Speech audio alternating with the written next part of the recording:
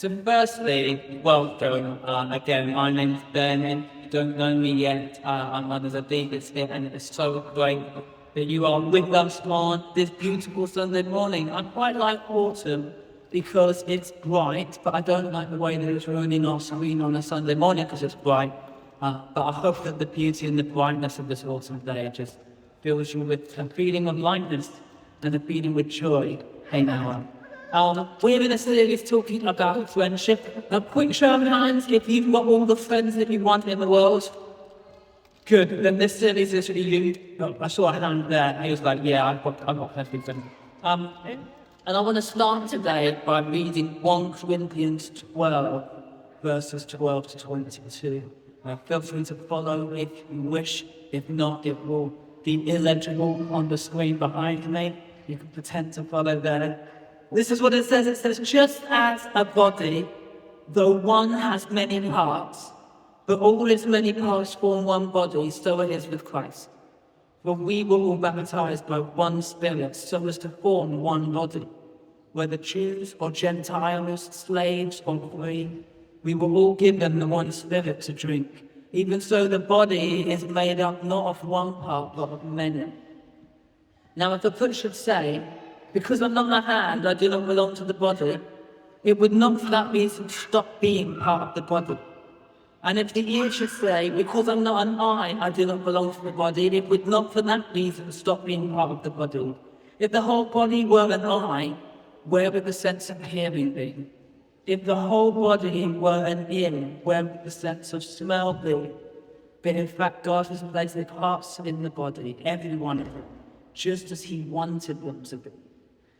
If they were all one part, where would the body be? As it is, there are many parts, but just one body. You take a second to look around. You will notice that people are a little bit different to you. Some of us here are a little bit taller. Some are a bit shorter. Some of us are a bit hairier.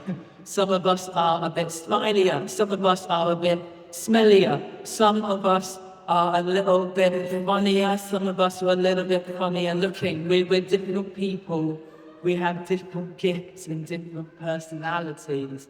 And yet we are one. We are one. We are one community. We are one body. That's the point that Paul was trying to make through this letter. That we're meant to be at the same time completely different to one another, and yet completely united with one another. And for me, I think this might well be the biggest challenge of community. Because I'm not going to lie, church would be a lot easier if you were all me. If I just got to meet up with me every day, we could just do all the things that I like all the time. And it would be so easy. But it would also be so one-dimensional and rubbish. I think that God has created us differently with different gifts and different abilities because it brings something of the multicolored light into what it means to be a community. And so the biggest challenge for us as we talk about friendship isn't whether or not we need friendship, it is how do we do this? Given that we are different, given that we look at the world in different ways and have different abilities, how do we do this really, really well? So I was thinking about this week and I thought what might be fun, and this is one I thought we had a screen that we could see, what might be fun was to do a quiz. Anybody like quizzes? Like those kind of personality ones that come up on BuzzFeed and stuff like that. That's what we're going to do for about the 90% of you that didn't put up your hand. What else people like quizzes? I'm sorry, this is what we're doing. It's going to be what it's going to be. And I also, just as we do this, a little bit of a disclaimer. This isn't going to be based on science. I made this up whilst having a chat in the office with Mark. It is kind of just like some questions that I thought would be fun, but I think that they might lead us to somewhere helpful. So go with me. If they're bad, it was Mark's fault. You distracted me. So this is the quiz. What I want you to do is to think which letter you most resonate with. Question number 1. Your friend has told you that they're going to invest all their savings into cryptocurrency. Do you, A, admire their entrepreneurial spirit, and affirm their ability to make clever investments? Do you B, you're invested emotionally and you sincerely want them to do well? C, do you tell them all the reasons why it is obviously a bad idea? Clarity, after all, is kindness. D, do you convince them to use the extra money to buy a holiday for you to go on with them? E, do you regularly text them to make sure that they're okay and see how it's going? Or F, do you share some wise advice about money and how to look after it well? Which one do you think most resonated with you? Remember that letter. Question number 2. We'll see how many we get through. You and your friends are planning to go on a holiday together as a crew in Italy. Sounds good. Do you, A, take the role of the morale captain? You're going to keep the mood positive, telling everyone how amazing they are and how much fun you're going to have. B, you go with the flow. You don't need to decide anything. You just like being with them. C, do you set some ground rules? You need to make sure that everyone is going to pull their weight on this holiday. D, do you research all the most fun activities, good food, adventure, banter? E, do you make sure that everyone has thought through what needs to be brought and that everyone is looked after? Maybe bring some extra sun cream just in case, because someone always forgets. Or do you F, use your experiences traveling and everything you know about culture to navigate this new country and whatever you will do with that trouble? Yeah. Do you, which one do you need? Pick a letter and remember it. That's so illegible. It's absolutely pointless being up there. Question number 3. Your best friend has split up with their girlfriend and they're feeling really sad. Do you, A, remind them that they are in fact amazing and that they will be doing better and that they're doing very, very well in difficult situations? B, do you remind them that their ex sucks and that they may well be the devil? You always had your suspicions. C, do you tell them to step up and sort it out? Stop moping around and pull your life together. Do you D, take them out for donuts, fun drinks, maybe karaoke, get their head out of the situation? Do you E, text them, check in on them regularly, make sure they're okay? Work out a time to grab a coffee together? Or F, do you share 3 ways to navigate relationships, each beginning with the same first letter? Which one do you resonate with there? I've got a couple more and then we'll talk through what these mean. Question 7. You're going out for dinner at a restaurant and the food was bad. The bill comes and it's big. Are you most likely to A, say thank you, add a tip, it wasn't the waiter's fault, they're doing a great job? B, see what all your mates do, you're happy to play this one by ear? C, demand to see the manager and refuse to pay a penny? D, you already left and you're drinking cocktails at a different restaurant with some other mates? E, make sure that bill is going to be split equally and fairly? Or F, you know a trip how to get discount on the food from this restaurant anyway and it offsets the extra price? Which one are you? Which one do you resonate with? Last question. You're out on a walk. Your friend sees a derelict abbey, clearly unsafe and surrounded with barbed wire fence. They want to investigate. We've been there. This is a real life situation for many of us. Do you A, admire their courage and bravery? You let them know that you are impressed with their cavalier approach to life and safety. You really do have great friends. B, you're in. You would never do this normally and you're afraid you might get caught, but the excitement is infectious. C, barbed wire fence don't stop you. Not only are you in, you are in the deepest parts of that ruin, exploring it for yourself. D, you make an instinctive decision that this is a bit weird, super creepy, and sounds nothing like fun. You're out. E, You're worried about your friends, but you won't go in. You also won't leave them alone. If you found yourself stuck, neither going in or able to leave, you're trapped in indecision. Or F, you wonder why your friend would want to break into a dangerous building and what is up with them. You go with them trying to talk some sense. Okay. Through those questions, which letter most resonated with you? Which letter came up the most commonly in all of your answers? I want you to just take a moment, think back and think, which letter do I think I chose the most? And have that one solid in your head. I'm trying to read your minds to see whether you've done it. Okay, I can see you've done it. I can see you've done it. No, you've not yet. Okay, you've done it. Okay, good. You've got your letters. These are types of friendship that was taken by a lady called Jenny Allen in one of her books. And they help us to think in different ways that people approach friendships. Okay, so put your hand up if you think you mostly chose A. Anybody do lots of A's? No one. Ouch. Brutal. If you had, and you're just too shy, yeah, Sharon, you did A's. Good job. You're not shy. Why didn't you put your hand up? If you're A, then you are the encourager. This is the cheerleader. The friends who believes in you, they see good in you and they call it out. It's easy for them to simply hope when you're discouraged. They see the best in life and the best in people. They ooze belief and support. Hebrews 10:24 says, let us consider how we may spur one another on towards love and good deeds, not giving up meeting together as some are in the habit of doing, but encouraging one another. So your superpower, if you chose A, is that you're super encouraging. B, who chose B? It's that was their most common. Okay, a few B's around.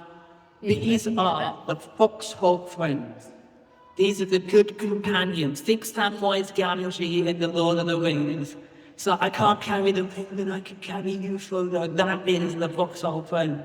They are getting their hands dirty alongside you. If you've got an idea, they're in. They're with you. They will fight for you. They'll fight beside you. They're your dream defender. Proverbs 17:17 says this: a friend loves all time, but a brother is born first. Their superpower is faithful presence. Next, C. Who reckons they chose C? Alan, put your hand up. Well, yeah. So C is the challenger. This is the friend who is not afraid to tell you the truth. They won't let you settle, and they will kick you in the backside if they think you're going off track. They might not be your easiest friends, and you might have to work through conflict every 5 to 10 minutes, but they will make you a better person. Proverbs 27:17 says, as iron sharpens iron, so one person sharpens another. So this person's superpower is growth. They will help you to grow. Who chose D? Who thinks that D most resonates with them? Jimmy, I could have guessed that for you, maybe. Anyone else chose a D? No? Okay. D is the fun bringer. We all need these friends. This is the one that brings the energy. They bring the banter. They might not want to have a deep 2-hour debate with you about politics or theology. They might not want to go into the difficult situations, but they will make you laugh. And they will make you laugh often. They will make you awkward laugh at times. They might even say something totally inappropriate just to break a bad mood. Ecclesiastes 3 says, there's a time for everything, a time to weep and a time to laugh, a time to mourn and a time to dance. These are the friends to get around when it's the time to laugh and to dance, to have banter, to have fun. Their superpower is joy. Next is E. Does anybody choose E? Yeah, we've got lots of E's. E's are the planners. This is the organized and thoughtful friends who make sure that everyone gets together. They make sure that everyone is looked after. They're the ones who start food rotors when people have had babies. They remember the things that you told them. They remember people's names. They remember your birthday. So often, year after year, that it can get a little bit creepy but it's nice, nice. Philippians 2:4 says, let each of us look not only to our own interests, but also to the interests of others. They are caring. Their superpower is caring. And finally, F. Do we have anybody who chose F? I did the other. You chose E and M. Brilliant. Brilliant. Okay, so F is the stage. Just if you chose F, just 1 second, sit there and think, I am a hard one, sounds hard. That's what you're thinking right now. You're correct, Ben. You're wise in your assessment of my wisdom. This is the friend who listens, who prays, who advises. They love it when you bring them a problem and they carry godly wisdom and the study and life experience. These people are safe and they're trustworthy. Proverbs 13, verse 20. Walk with the wise and become wise. For a companion of fools suffers harm. These are the friends who are going to help you to look at situations in completely different ways, using fresh insight, and their superpower is wisdom. So here's what I want us to do. We're going to find some people around us, maybe a couple of people. I would love for you to share which one you think was you. It might well be that as I was reading it, you were thinking, yeah, I know I kind of came out as an A, but actually I'm definitely the challenger, or whatever. What resonated with you? How did you express your friendship? And what is it that you love about friendship? So have a look around, find someone. If somebody's sitting on their own, fine. Go and find them and introduce yourself. You're going to give you this 5 minutes to chat through. This is how I approach friendship. This is how I am.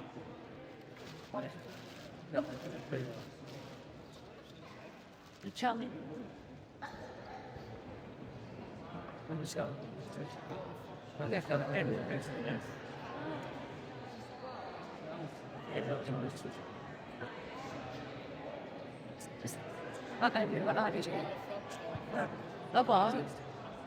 Well, that means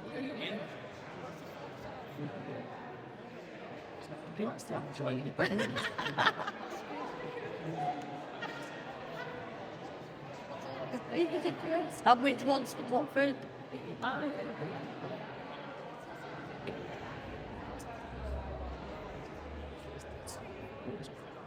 What's the problem? Oh, that's you.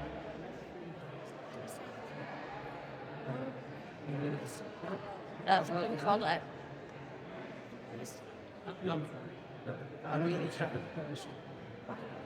That's good. Yeah. What there? Yeah, let's get it. Let's get it.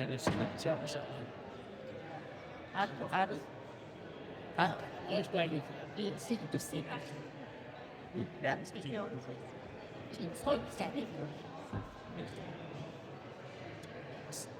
Awesome.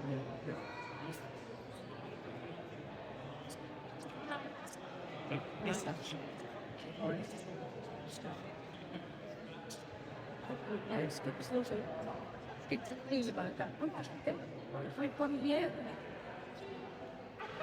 That's like cool. Did you say this?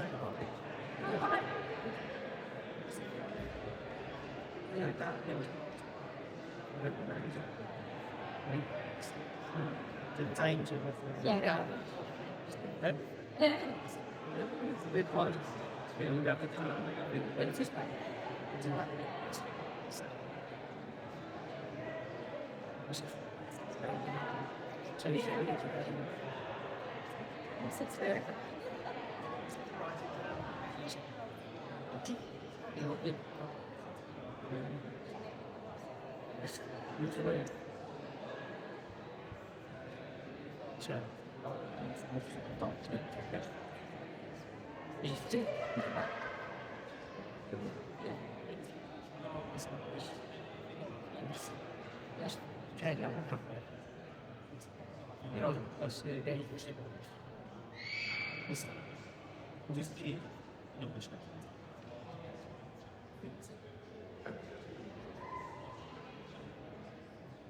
it's just this helping it.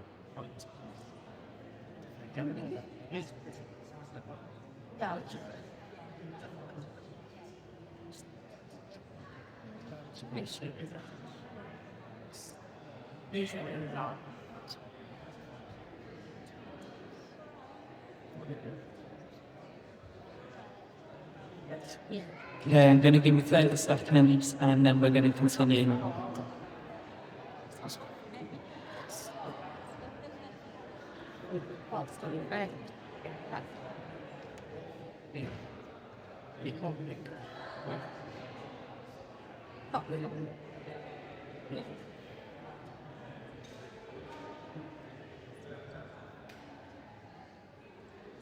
What would you get? No one made mistakes.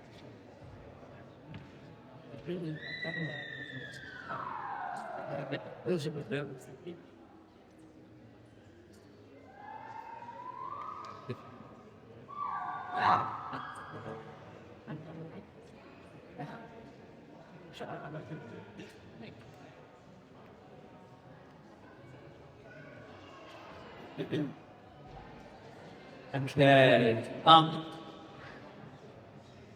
Something that I found when I was chatting with Mum about this in the week is both of us found that sometimes certain friends who draw something out at you, and other friends where you feel like you have a different role with them, and they're not always the same in every single situation. I find it a really fascinating and quite a helpful exercise to stop and to pause and to reflect and to ask, how do I approach friendship and how do other people around me approach friendship and what's the effect of that? I think a lot of the time in life we have this strong desire to find good friends. We all want to have a best friend or some good friends that we can spend our lives with. But the question beneath that question that I think we're ultimately asking is, how do we have belonging? How do we have community? How do we find a place where we can have true connection? And I want to just share 3 thoughts. We're going to keep this quite alive. We're going to keep this quite brief today. I want to share 3 thoughts that I think are really helpful for us as we're thinking through community, we're thinking through gifts, and we're thinking through friendship. And the first one is this: your friendship gifts matter. Your friendship gifts matter. Psalm 139 verse 14 says, I praise you because I am fearfully and wonderfully made. I don't know about you, but I find myself time and time again looking at other people and how they do friendship and wishing that I was more like them. And I hear stories about people who text people regularly, and people are, oh, they're so pastoral, and I'm like, wow, I must be a jerk, because that just doesn't occur to me. And I've seen people who like, they just bring the fun in every room, and I think, I wish I could be more like them. I wish I could be louder than life. I wish I could just think banter all the time. And so often I'm looking at other people's gifts, I'm wishing that I had their gifts. And yet, your gifts matter. The way that God made you matters. He gave you your gift on purpose. You're not letting down people by being who God has made you to be. He has made you the way that He has made you. We need your presence. Your friendship gifts matter. The second thing that I just wanted to draw from this verse and this exercise that we've had today is that we need to stop expecting other people to be something they're not. Stop expecting other people to be who they were never made to be. If you're the type of person that always sends a birthday card and your friend forgets yours, it does not mean that they don't like you. It just means that they have a different gift. And I was chatting to a mate down in London this week, and she said that she's got a friend who's an internal processor. She's an external processor. If you hang out with Jo, you always know what she feels at any given moment on any given day. She's like, I have no levels, there's just me. And her friend is like so deep. And she says, I have to tell myself every single time I'm with her that she likes me. Because I don't feel like she does. Because she doesn't express her friendship in the way that I express my friendship. And so I assume that we're friends. And I think that that's really, really important. Because if you're the type of friend who builds friends with a certain way. You build friends perhaps through encouragement, and then you're like, why are they not encouraging you? It's not that they don't like you. It's not that they don't want to be your friend. It's just that they express it in a different way. Don't expect your friends to be something that they cannot be. And I think that goes as well with this idea of trying to find a super friend. I don't know about you, when I was a kid at school, I always had my best friend, my BFF, and it was like I could always tell you who that was. And even as an adult, sometimes I try and find my best friend, and then I kind of expect them to be all of these things at the same time. I want my best friend to bring the fun, and I want them to bring the wisdom, and I want them to be consistent and to check in with me and to plan stuff. And I want them to have my back when I'm doing stupid stuff. And I want them to be constantly affirming me. And it's like I expect so much of this one person that it's just unrealistic. And I say it time and time again about ourselves. Don't try and be Jesus. You don't need to be Jesus. We have Jesus. Don't try and make your friend everything for you. Only Jesus can be your everything. You weren't created to just have one super friend. You need a variety of friends. You need community. You need different people around you with different gifts, different abilities, different approaches. We balance each other out. And that's why you should be looking around and coming to church and recognizing the amazing gifts that God has given me. Like Chris, whether Chris has disappeared, just such an incredible, faithful friend. He will always be with you. We didn't have many people put their hands up for the encourager, but if you know Autumn, you can't speak for Autumn without coming away feeling like you're a superhuman. She is just so encouraging. There were so many people who are so gifted, but try and make them something that they would never make to be. And then the third thing I wanted to put out is the question, what's missing from your circle? When you think about the people that you spent your time with, what's missing? I find so often that there's a type of friend that I seem to attract. Normally, they're the type of friends who are the most like me. And I like being around them. And that makes sense because why? It's easy. I get them and I click. I'm like, oh yeah, you're like me. We can just talk about theological stuff that doesn't really impact the world that much, but it's fun, it's deep, and we can get lost in that. And that's good-ish. But what we can end up doing is creating circles of friendship around us where we don't have certain voices in the atmosphere. You need somebody who's going to be encouraging you. There'll be light moments when what you really need is that person who's going to come along and say, hey, do you know what? You were doing so much better than you realize. You've got so many more gifts than you can see. I'm just going to externalize what I think everyone is thinking, and you, my friend, are awesome. We need those people. We need those people who are going to check in on us so that we don't feel like we're isolated. We don't like them, but we need the challenges. We need that person who I know that you're going to tell me into my face when I've messed up. That you're not just going to sugarcoat it. You're not just going to tell me that I'm brilliant, when actually what I need is somebody to give me a hard truth, which is going to lead me to a healthy future. We do need friends who are going to bring wisdom. We do need friends who are going to bring depth into our relationship, who are going to show us new ways to approach things. Who is it that's missing from your circle? So often we find ourselves isolated, not even because there aren't people around us. We to come to church every Sunday and there's all of these people around us. God has placed you in community with incredible people around you. But sometimes we want to choose friends who are at least the lighthouse because they're going to bring the best out of us. I used to always think that community is like jigsaw pieces. You were made with bits missing. But thank Jesus, he surrounds you with other people who have extra. Some of them really are extra, but that's a different sermon for another time. I'm going to ask the band to come up, by the band, I mean Lucy.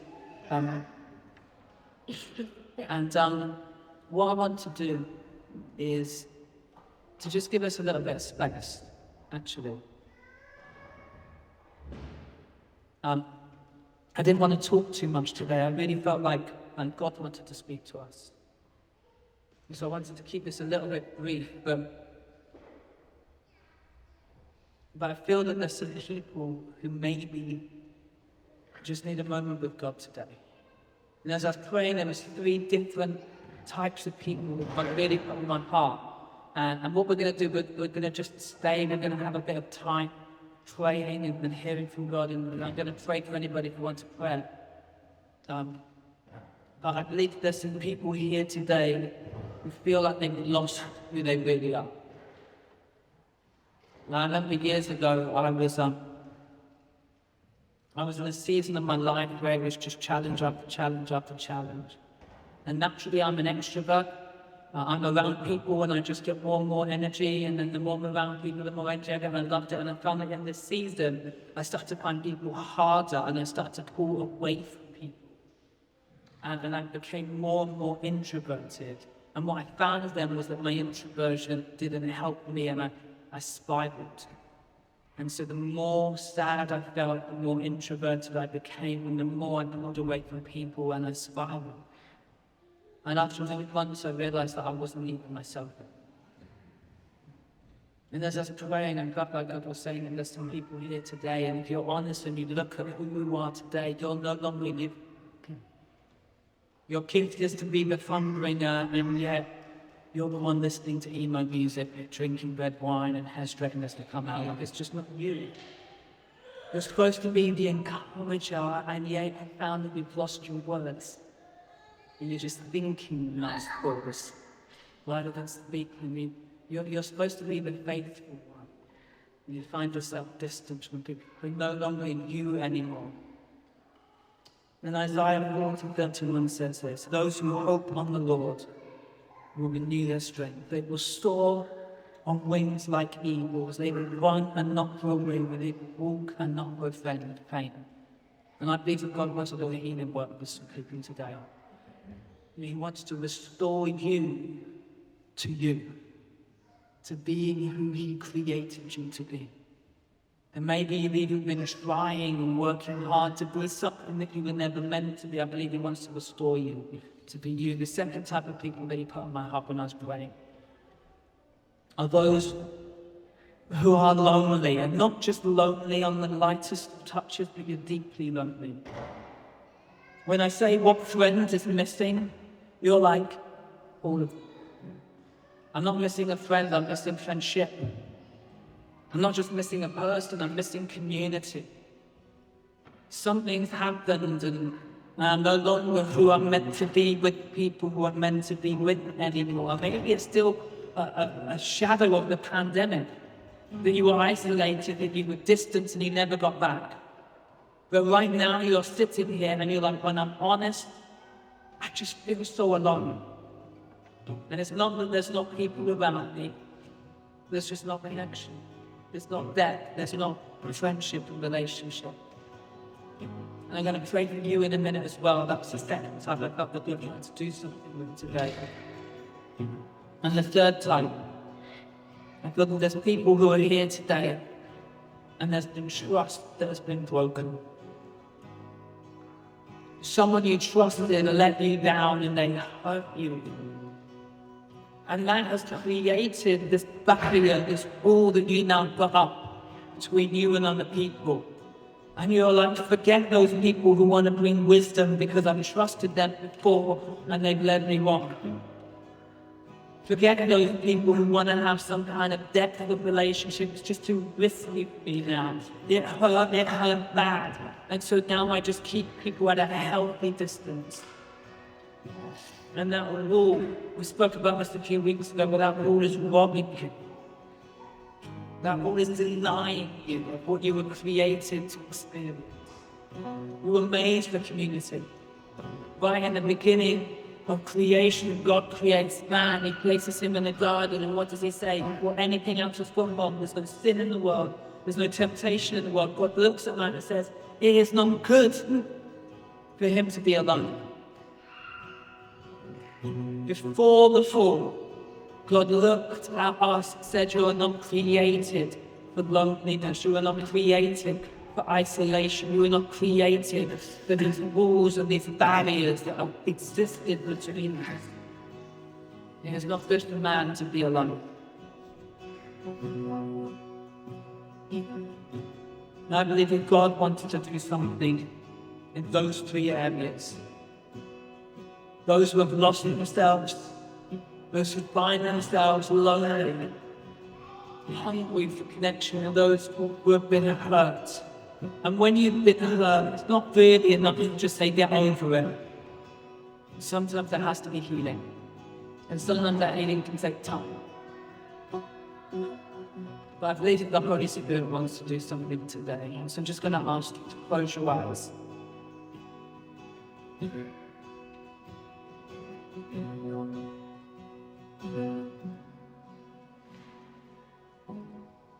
And maybe one of those is you, if you're like, actually that resonated, just place your hands out in front of you in a receiving posture. It's not for me, I'm not even going to look, it's not for the people around you, they put their eyes closed. But what I find is that when I do something physically, it's like a sign to my soul that I need to do something spiritually, that my physical and my spiritual are linked. And so by putting out my hands in this receiving posture, what I'm really saying is that I recognize that the answer to these issues, that the solution to these problems doesn't exist within me, but is in from God, and I need His help. I need to receive something.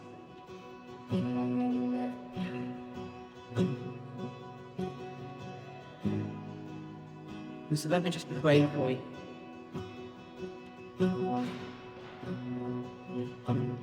Lord, I thank you that you did make us different. You did make us unique. You made us wonderfully, purposefully, intentional. And I pray for those of us who maybe feel today like they've lost something of who they are. Maybe they feel like they're a shadow version of who you created them to be. Just pray for your Spirit right now to fall upon them, to bring them back to life, to bring them back to health, to bring them back to you. And pray for those who are lonely, that you would surround them with community.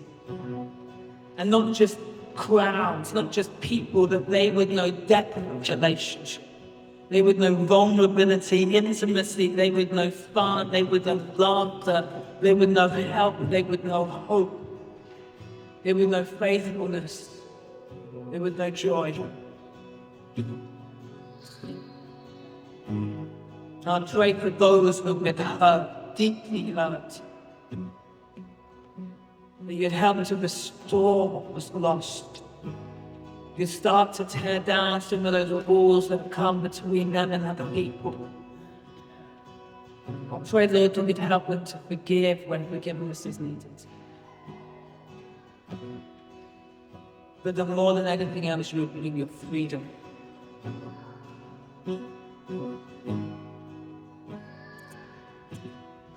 And bring them freedom. Bring them laughter.